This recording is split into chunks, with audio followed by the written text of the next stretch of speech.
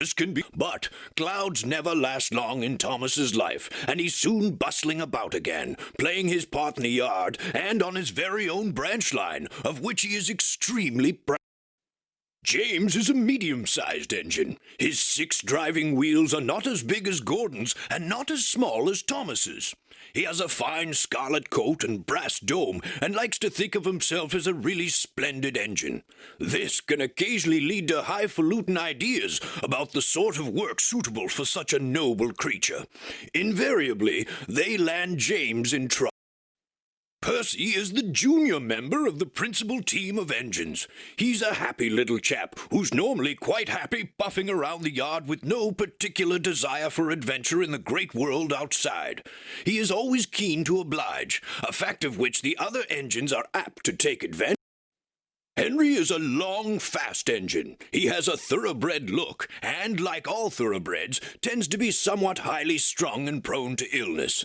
But he has his new shape now, and sympathetically driven, he'll give any engine a run for its money. Mavis is a feisty young diesel engine who works at the quarry. She's full of her own ideas and doesn't take kindly to advice.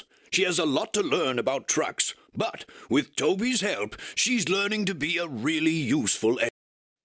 Gordon is the senior member of the engine family, the fastest and most powerful of my string, and he knows it. He's good-hearted, though, and always willing to forgive, and use his superior strength to help smaller engines out of. Toby is old-fashioned, both in looks and outlook. Every engine, no matter how old, wants to be really useful, and having once nearly been scrapped, Toby is always happy to work. He's not above being temperamental sometimes, but since he works mainly up an outlying quarry line, he can work off his moods without causing grief to anyone, except his own faithful coach, Henriette. Annie and Clarabelle were given to Thomas as a reward for being a really useful engine. They're much loved, but have both seen better days. Annie carries passengers. She's always pulled by Thomas and travels facing him. Clarabelle is a composite coach. She has one section for passengers and one for luggage and the guard. Clarabelle always travels behind Annie, facing away from Thomas. Bertie has a great deal in common with Thomas.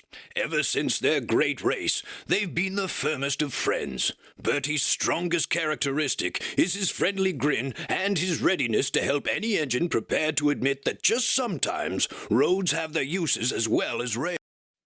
In a railway family, Harold can hardly avoid having a high profile.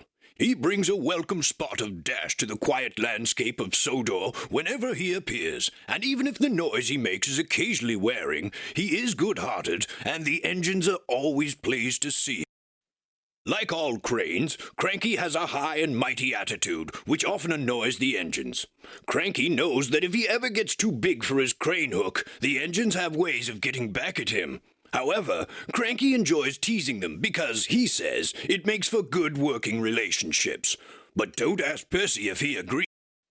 It's been many years since I first came to Sodor as a railway engineer. I rose quickly in the company, being a director at an early age and eventually chairman.